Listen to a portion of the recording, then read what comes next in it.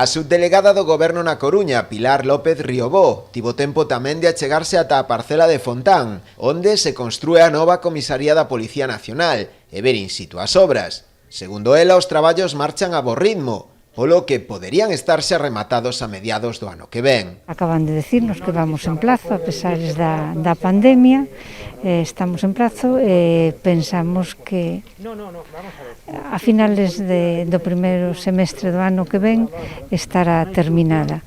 Tamén están a falar, ahora mismo se ha de iniciar as peticiones do material para a dotación, para que cando estea rematada podase comenzarse a actividade nesta nova comisaría de Ribeira. O alcalde confía en que as obras da nova comisaría veñan aparelladas tamén cun incremento do número de axentes, para así dar resposta ás necesidades que presenta o municipio. Pois ao final Ribeira ten as necesidades que sempre lle expresamos, non só de a dotación do que é esta infraestructura, sino a humana, que eu sei que ten o goberno especial interese en poder seguir dotando dos medios humanos, como así o manifesta tamén a xente que en estes momentos está en práctica, non? Porque ao final a labor da Policía Nacional é indispensable en este concello, por eso lle agradecemos esos esforzos que están facendo pois para dotar